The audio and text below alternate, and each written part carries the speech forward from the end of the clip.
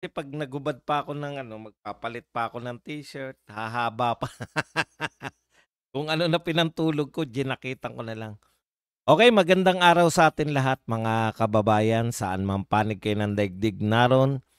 Dito na naman tayo sa another episode ng ating vlogs, Badong Aratilis po. Pag-uusapan natin ngayon, ito po 'no, yun pong nangyari kahapon na rally, marami po nangangantyaw, onti lang kayo. Wala, presidente pa rin si BBM.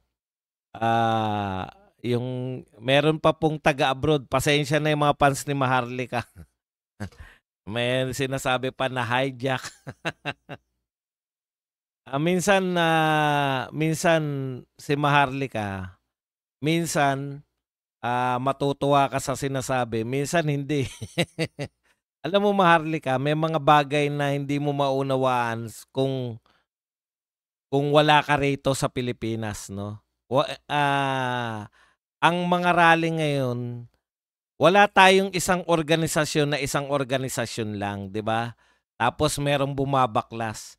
Ang mga Duterte supporter sa pagkakaunawa lang,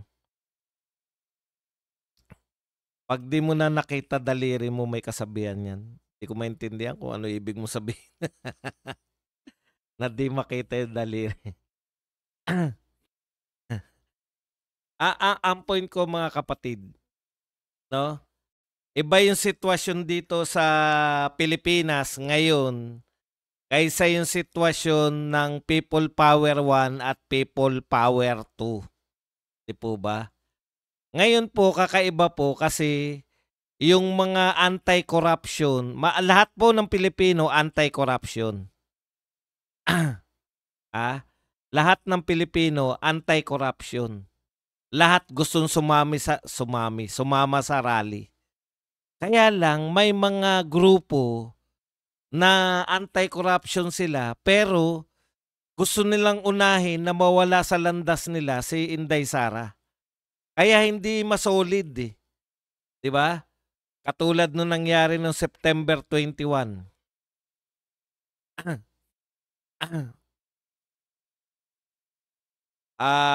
Nung September 21, alam natin na lahat ng taong dumalo ro'n ay anti-corruption. Pero yung mga dilawan, nilito nila yung mga tao, na ang anti-corruption means anti-Duterte, 'no? So, kasi politika yung inuuna nitong mga dilawan na 'to. Alam niyo sa totoo lang po natutuwa ako rito kay Barsaga. Eto naman si Maharlika hindi naman niya alam na magkakampi naman yung taga Raha Sulaiman. Maharlika, mahirap yung mga nakakarating sa'yo wala naman sa mga rally, 'di ba? Baka kung saan-saan mo lang 'yan. Hindi po magkaiba. Hindi po magkaibang rally yung, Forbes Park at tsaka yung sa Raha Sulaiman. Kaya yung mga sinasabi mong hina-hijack, minsan isip-isip muna bago mag-vlog. Ako may karapatan ako magsalita tungkol sa rally. Sa rally lang kita kokontrahin, wala akong pakialam sa mga exposition mo, 'no? Kasi nakakabwisit na kami rito nagsisikap na, maging yung rally, tapos gagawan niyo lang ng intriga. 'Di naman po magkalaban yung nag-rally sa Raha Sulaiman at tsaka 'tong mga nasa Forbes Park. Wala pong organisadong nagra-rally ngayon sa kasalukuyan. Unti-unti, unti-unti pa lang 'no, yung mga yung mga tao unti-unti pa lang na nabubuksan yung isip nila para magpakita na ayaw na namin, 'no? 'Wag niyong paghiwa-hiwalayin sa mga komento niyo na hindi niyo naman alam. Yun nga po sinasabi ko, hindi ko po siya pinakikialaman sa iba, first time ko lang po. Pero puwede ba 'wag mo kaming pakialaman dito sa mga rallying nagaganap dito, dahil wala naman talaga yung sinasabi mo. Pumunta nga si Kiko ro'n, sa Raha Sulaiman, magkakasama nga sila, ang point ko lang mga kapatid, 'no, sana sabihan niyo rin si Maharlika, pabaya na lang kasi yung mga taong nagra-rally, 'di naman po 'yan nagpapasarap buhay. Napakahirap po, tumayo ka dun, mainitan ka, 'no? 'Wag niyo ng kung mga taga-ibang bansa po kayo at nanonood lang kayo o may kasi yung mga narito, wala po kaming nakikitang conflict, Ang nakikita po naming conflict pagkasabay natin yung mga dilawan. Pero 'pag mga alam ng lahat na nagra-rally, iisa po yung sigaw, 'di ba? Iisa nga po yung sigaw, anti-Marcos na sila, alam na po nung mga nag-rally kagabi o kahapon. Huwag niyo kantyawan yung mga taga Raha Sulaiman. Maghapon nga sila nanawagan na mag-rally. Maghapon nga sila nanawagan na sumama kayo, eh. Hindi ako maano sa'yo, kaya lang wag ka nang makigulo. Wag mong pagbintangan yung mga taga Raha Sulaiman ng mga hijack-hijack. Kung sino-sino naman, ang tanong, nasa rally ba yung ano? Hindi mo ba alam na parehong mga mukha lang yun? Yung mga taga Raha Sulaiman, sila din yung nagpunta diyan sila din yung kasama ni Kiko na nasa Dasma.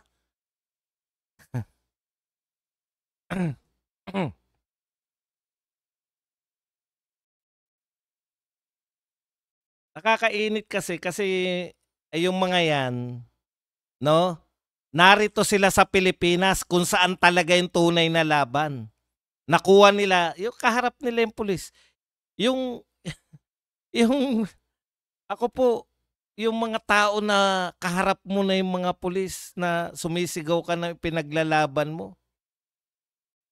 Tapos kayo, nasan kayo? Tapos ang kakantyawan mo, mag-expose ka na lang na mag-expose mula dun sa mga puting ahas mo, wala akong problema. Mag-expose ka ng mga nalalaman mo pero never mong kantyawan yung mga nagrarally. Hindi kita binabanatan na yung mga paniniwala mo, wala akong pero yung mga nagrarally, bakit mo kakantyawan yung mga nagrarally? Anong hijack pinagsasabi mo? Yun din yun, sila din. Yung mga nagrally sa Raha Sulaiman, sila rin yung nagmarcha at nariyan sa may Dasmariñas. O kung saan man yan, Arnaiz Street. Sila din yun.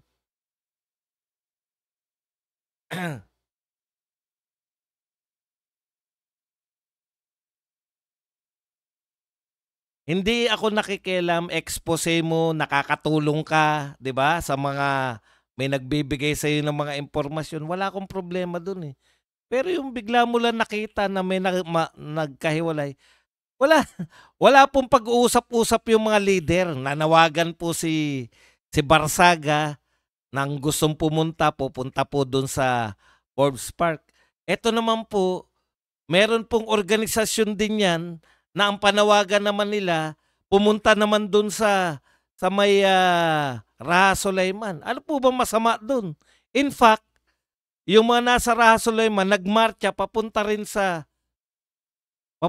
po sana ng Forbes Park, naharang na nga lang.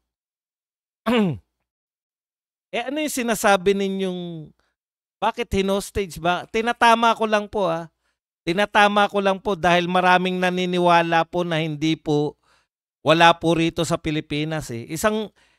Sila din po yung papunta ron. Naroon po ako, eh. Huwag niyo sabihing mas marunong pa kayo sa amin. Na sinasabi ng mga nanonood sa akin na, "Boss, nariyan na sila sa Dasmariñas. Boss, hinarang sila." Oh, saan si Kiko? Oh, papunta na si Kiko. Sumakay na lang yata. Nakakalungkot kasi nalulungkot po ako kasi yung mga nagrally, hindi naman po yan yung nagpasarap ng buhay. Umaga pa lang nasa Raha Sulaiman na sila, eh. Umaga pa lang nananawagan na yung mga tao na yan, eh. Paus na nga. Namamaos na, nakantyawan pa na ng hijack. Ano ba hinijack nila? May hijack po bang ganun? Magsasanib. Ang panawagan po rito, paano nyo sasabing hinijack? Ang panawagan dito ni Kiko Barsaga, pumunta kayo ng alas 10 ng gabi dito sa may Forbes Park. Akala mo naman, umaga pa lang pwede ka nang tumambay doon. Napakainit doon. EDSA yun eh.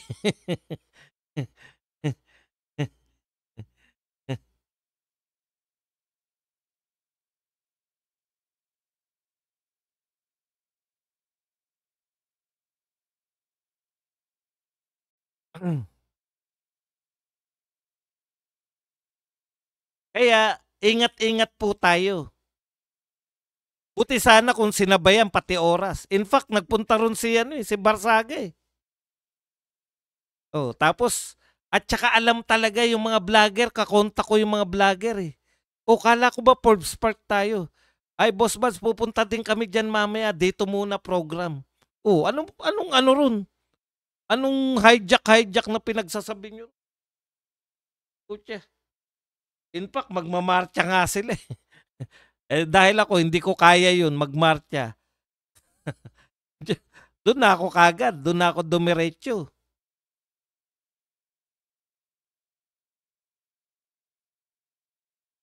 Huwag nyo na pong ipagtanggol. Kasi wala naman pong grupo na sinasabi kayo eh. Wala pong grupo-grupo tayo. Wala pa pong mga organized na grupo.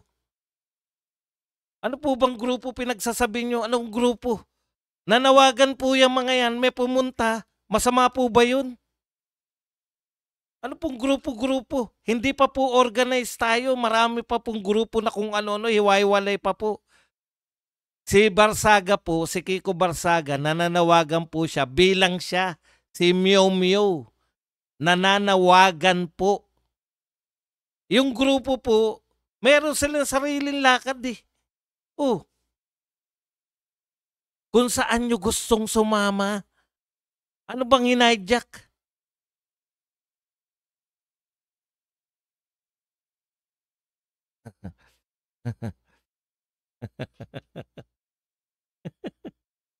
Wala po akong kinamumuhian, tinatama ko lang po yung mga mali-maling mga kasi alam niyo po, kaya po 'di ba ang tanong ko diyan, sabi na nga ng kinakantyawan na nga tayo ng kalaban ng onti ang onti. Bakit kaya nyo ba 'yan ng sarili nyo? Kaya nyo ba ng ganyang karami? Alam niyo po, wala pong grupo si Kiko Barsaga.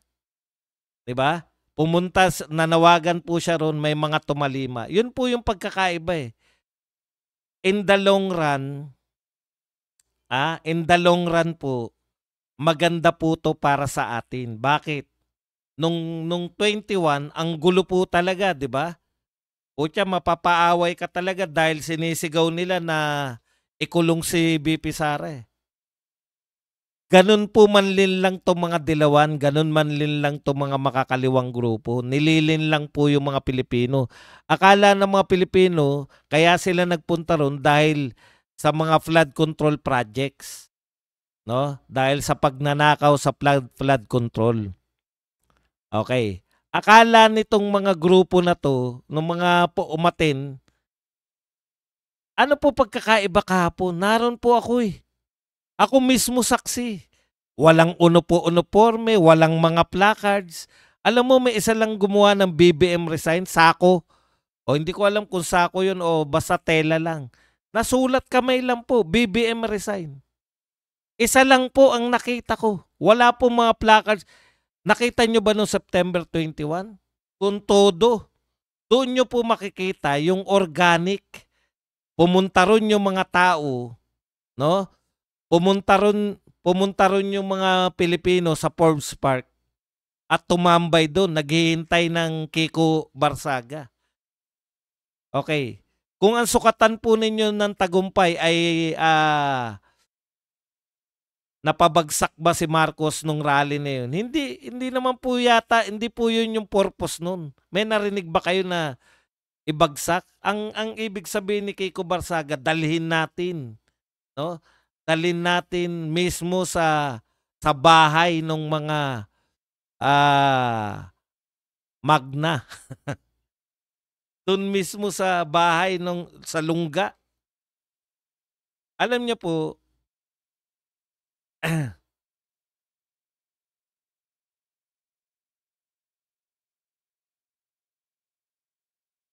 sa totoo lang, ako nakita ko po yung kaibahan nito, eh.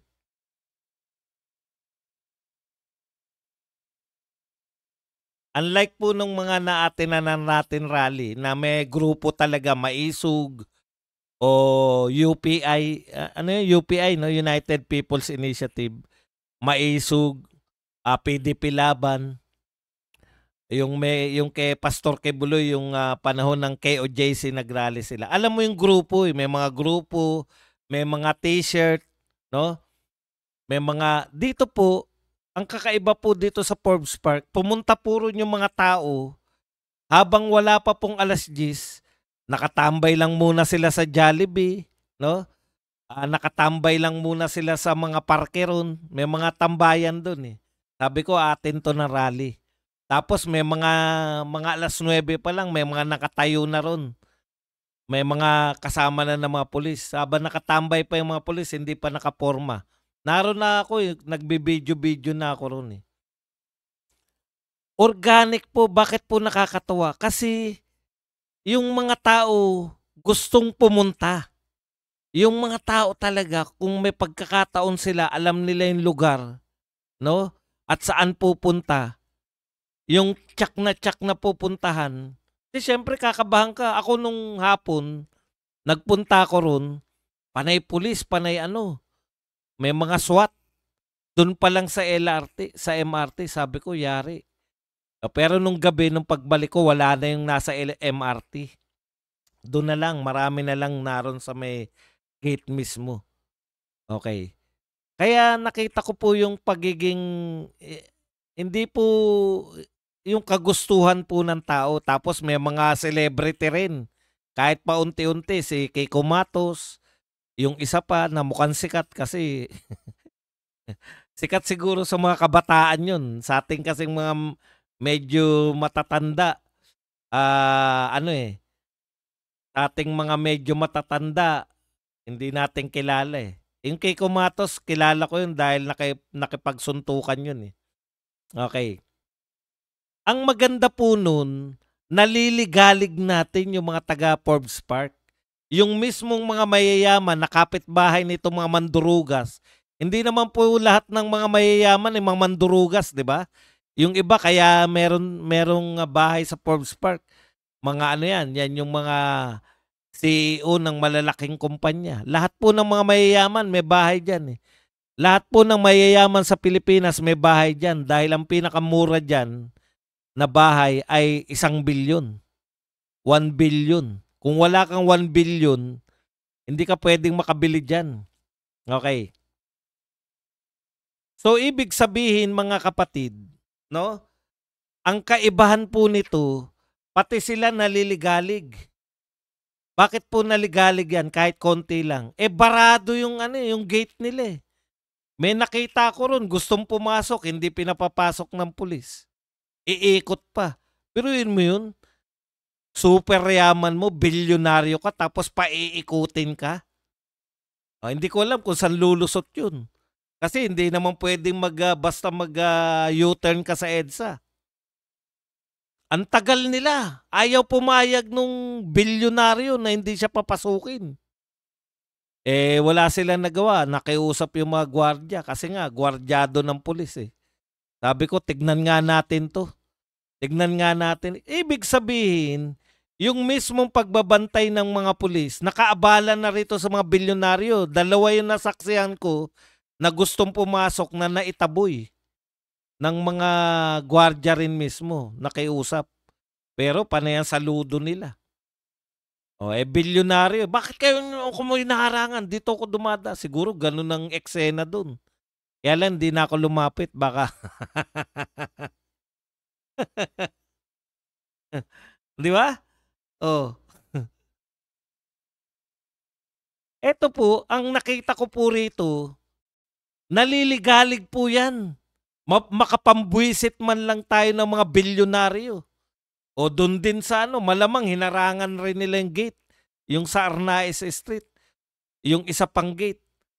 Nagkakaideya tuloy yung mga ralista kung tayo pala ay mag-iipon-ipon sa lahat ng gate.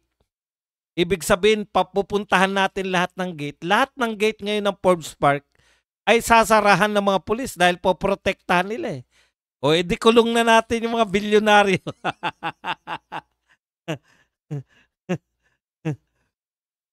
Ha? Nakakulong na ngayon yung mga bilyonaryo sa Forbes Park kasi lahat ng gate na lalabasan nila may nagrarally. 'Di ba? Maganda po. Ako nakita ko yun na putya kaysa Mindiola tayo lahat. Lagi ang rally Mindiola. Oh. Tapos pagdating sa Mindiola, babanatan lang, papalayasin lang, magkakabanatan lang. O yun at yun eh. Eto kakaiba. Lahat ng gate. Putya kung lahat ng gate may realista, lahat ng gate may pulis. Hindi pwedeng makakalabas-pasok ngayon yung mga tao. Nabubwisit na natin yung mga pinakamayayaman na tao. At kung nabubwisit na yung mga pinakamayayaman na tao dahil sa dalawang magnanakaw na nakatira ron, baka pati sila. Puta, hanggat hindi umaalis tong mga magnanakaw na to rito, hindi tayo mananahimik. Baka maging kakampi pa natin yung mga magnanakaw. Hindi. Baka maging kakampi pa natin yung mga bilyonaryo. Si Kiko lang po nakaisip nun. Lahat, EDSA tayo. Pucha, kahit maghapon magdamag kayo dyan sa EDSA. Di ba may pangyari na nasa EDSA shrine ang tagal? Mag-isang linggo sa EDSA shrine? Eto sa Forbes Park, no? Gwardyado agad. Kung may makapag-isip, kung maisipan ni Kiko Barsagan na parahan natin lahat ng gate ng Forbes Park para mabwisit yung mga bilyonaryo at sila na mismo magpalayas sa pamilya ni Saldico tsaka ni pamilya ni Martin Romualdez.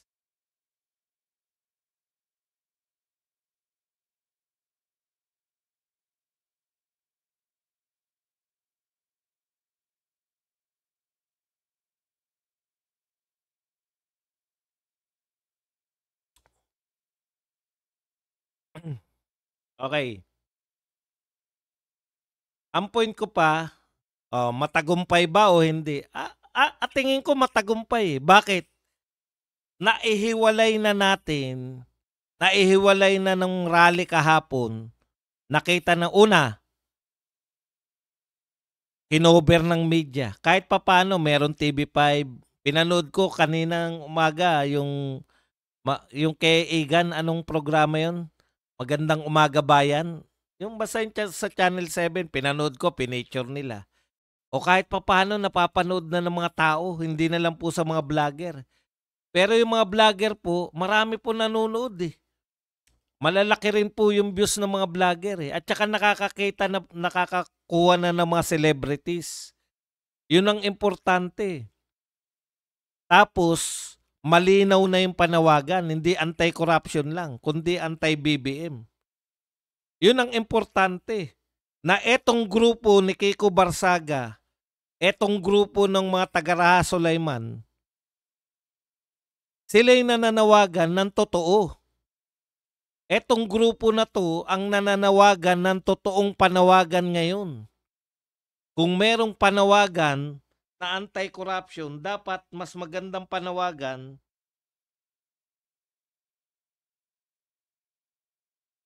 anti-BBM, di ba? Okay.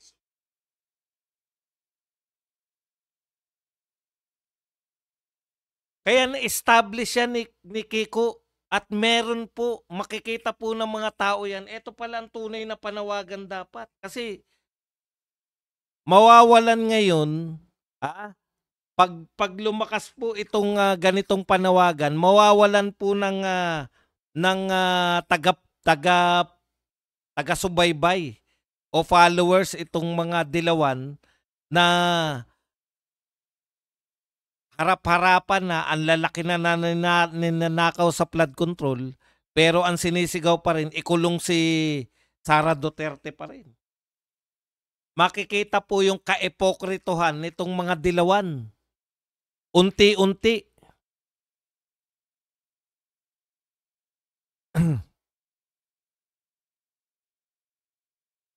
Kaya maganda yun kasi siyempre utak mayaman niya si Kiko Barsaga, milyonaryo din yan eh. Siya lang po makakaisip na bulabugin natin tong mga taga Forbes Park. Pag nabulabog yung mga yan, mabubwisit na yan sa mga magnanakaw na nakatira dyan. Visit kayo. Ang ganda-ganda ng buhay namin dito. Papasok kayo ritong mga magnanakaw kayo. Tapos dahil sa inyo, nabubulabog kami. Alam nyo, kinatatakot ko lang kagabi. Pag meron yung mga batang yung mga batang itiman, 'di ba? Yun yung problema nung September 21 eh.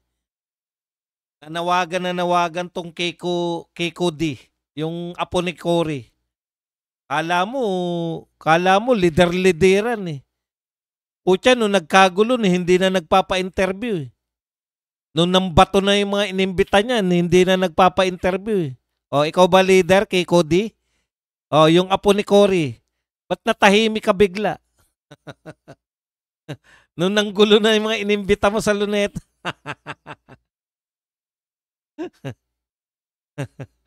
Ay, nung umambo na po, tigil na po ako.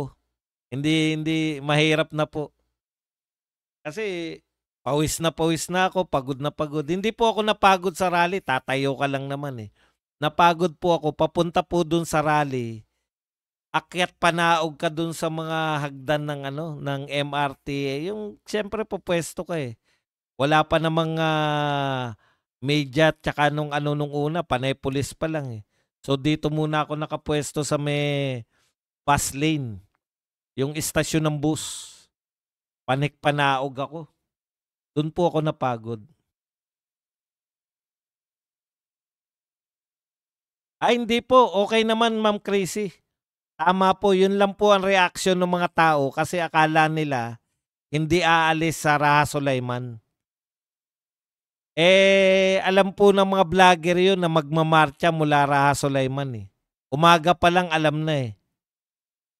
Kaya lang nagtaka ko, baka nga na na yung nilito lang nila yung mga pulis. Pero doon po talaga kasi sabi nga ng mga nakatambay na sa Forbes Park, ay dito yung panawagan kaya dito kami nagpunta eh. Ayun pang isa pala. Karamihan ng dumiretso sa Forbes Park, not necessarily Duterte. No? Anti-Marcos sila. Eto, kaya nakukuha natin yung mga anti-Marcos eh. Kasi yung mga dilawan, kunwaring anti-corruption pero hindi anti-Marcos. Yung mga matatalino po na kahit na dilawan sila, mamomroblema sa panawagan eh. Bakit tayo anti-corruption tayo pero hindi tayo anti-Marcos? 'Di ba? Yun ang maganda diyan sa rally ni Kiko. Una, nakakabuo tayo kasi sa totoo po, ito lang po yung grupo na wala talagang kinikilalang isang leader. Yung grupo ng mga Duterte sa mga rally. Walang nakikilalang leader at least ngayon sa media. Maring tayo, kilala natin. Halimbawa, Maisog. Ang grupo yan nila Vic Rodriguez, di ba? O yung grupo nila ng mga retired general, may grupo rin sila. Sila Pokis. O yung mga grupo ni iba-ibang grupo eh. May grupo sila, anong pangalan nito? Si Kapitan Dado. May grupo yung mga Muslim. Tapos grupo ng nila ng Maisog. Grupo ng mga iba-iba eh, 'di ba? Tapos hindi known. At least ngayon meron ng umuusbong na kaya niyang mag-unite ng lahat ng grupo na 'to. Malinaw kasi yung panawagan ni Kiko Pangilinan, eh. Kiko Pangilinan, Kiko Barsaga. Ang linaw ng kanyang panawagan na ito ang ugat ng 'to, si Saldico tsaka si Martin Romualdez tsaka yung pinsan niya na si BBM. Kaya anti-BBM yung rally kasi hindi naman magaganap. Yun po ang pinakatama, eh. Ang problema ng mga dilawan at kakamping, hindi sila maging anti-Marcos kasi mas malaya sila kay Marcos kaysa pag si Inday ang nakaupo. O, mas willing sila na Marcos na lang kaysa Duterte. Kaya sa pamimili, ayaw din nilang bumagsak si Marcos, eh. Kasi pag bumagsak si Marcos, kaya hilaw na hilaw yung kanilang panawagan, eh. Ganon din yung mga makakaliwa. Ngayon lang po sila hindi na nawagan na ibagsak. Buhat nung naging tao ko, putya, ibagsak ang rehimeng US Marcos. Ibagsak ang rehimeng US Aquino. Ibagsak ang rehimeng US Ramos. Ibagsak ang rehimeng US Estrada. Ibagsak ang rehimeng US Arroyo. Ibagsak ang rehimeng US Aquino. Ibagsak ang rehimeng US Duterte. Ay, hindi pala. Tinanggal nila US. Duterte. Eto, walang ibagsak ang Marcos. Kakaiba. Di ba? Kakaiba talaga.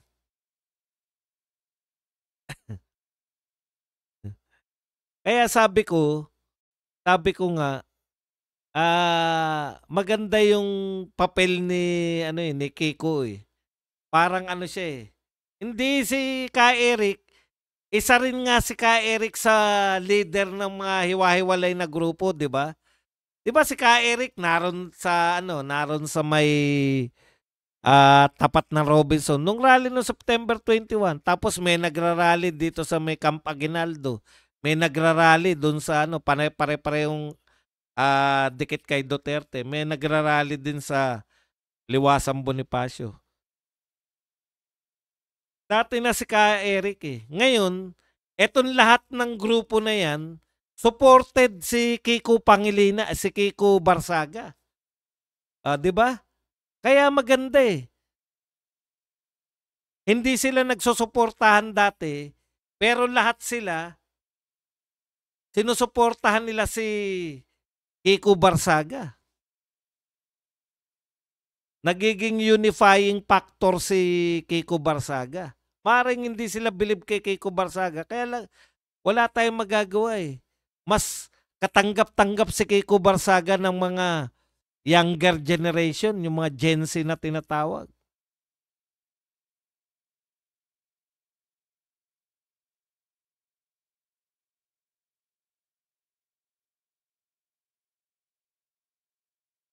One Sambayanan. Wala po, hindi po totoo yung grupo na One Sambayanan.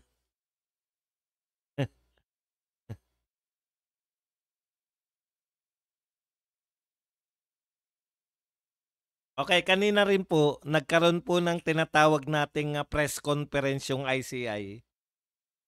At lumilinaw po yung direksyon nila, no? Ang direksyon po nila, iimbestigahan po nila mula baba, papunta sa taas. Sabi ko, 8,000 eh. Iniisip-isip ko lang, ha. Tapos kinopo nila, hindi 8,000, 421 something, basta 400 plus. 400 plus daw ay pinaghinala ang Ghost Project. So alam na raw nila yung gagawin nila, uunahin nila yung Ghost Project, 421. Sabi ko, ang dami pa rin nun. Kung ako magsasuggest, kung ako lang po magsasuggest, sundan nyo na yung natumbok na ng Senado. 'Di ba? Unahin nyo na yung malalaki. 2 pangalan lang naman yung malaki. Saldico at Martin Romualdez. Natumbok na, eh. Susundan nyo na lang yung investigasyon yung tinuturo nila Diskaya. Unahin nyo na yun kaysa magsisimula kayo 421 na kaso. Eto, dalawa lang. Dalawa lang muna yung tututukan nyo. Alam po ninyo, no? Sa ICI, kung talagang gusto ninyo, hindi lang po yung manlito o yung ano lang, yung para lang masabi. Ang ICI kasi sa tingin ko, para lang may duplication na po yan eh. Duplication din po yan ng mga trabaho ng iba eh. Pagkatapos nila imbestigahan, saan nila dadalhin? Sa ombudsman din. Ombudsman pa rin na magsabi kung sasampahan ng kaso o hindi. Kaya dinagdagan mo lang eh. Ito pong ICI, kaya po tinayo yan. Para lang po masabi na may ginagawa ang gobyerno ni Marcos. Tanggalin mo yan. Ano na dapat ang panawagan ngayon? BBM, July pa sinabi mo na maraming malaki ang ninakaw. Maraming ghost project. Sino na napakulong mo? Dahil nagtayo sila ng ICI, wala ngayon nananawagan ng sino na nakakulong. Tanggalin mo yung ICI. Mukhang inutil ang Pangulo. Bakit? Nagdurog pa siya ng semento eh. 'Di ba? Pinakita niya pa, ito yung mga ghost project. Pero wala pa rin nakukulong. O ano, titingin natin sa kanya, inutil. Pero dahil nagtayo siya ng ICI, na wala pa rin namang napapakulong, mukha siyang may ginagawa. Pero actually, wala talagang nangyayari. Sasabihin, ganyan ang due process eh. Tanggalin niya ICI. Idiretso nyo sa due process. Kung hindi nyo tinanggal yan, pinagpatuloy lang yung Blue Ribbon kasi wala namang ICI na ikakatwiran sila. Blue Ribbon na lang. Nakaabante na tayo. Tapos magre-recommenda yung Blue Ribbon na demanda tong mga to. Tapos. Kayo pa ang nagpa-delay. Yung ICI, dinidelay lang niya yung pagbibigay ng hustisya. Biruin nyo ang sinabi ngayon sa hearing. Marami silang sinabi pero ito lang yung pinaka dapat na importante. Ang pag-iimbestiga raw nila from bottom to up.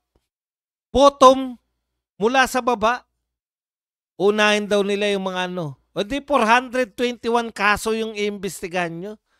Kung sinimulan nyo kay Martin tsaka kay Saldico, pag napakulong nyo yan, madali na po yung baba. Mahihina din eh. Baba kayo. May layer dito na magpoprotekta. Poprotektahan, pabattle nyo yun. Di ba?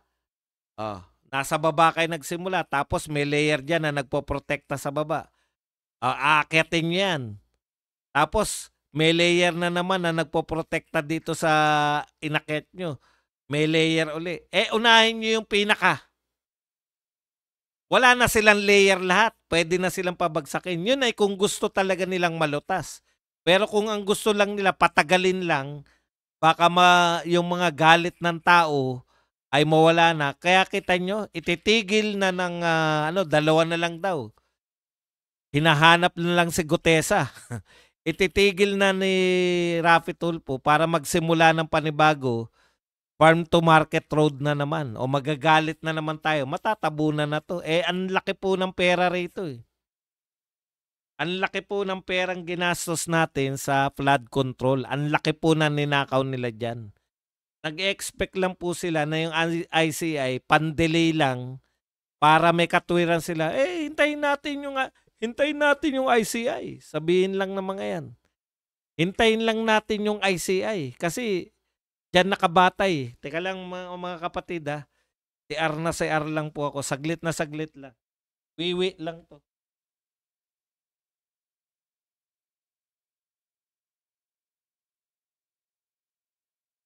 Okay, bago tayo pumunta sa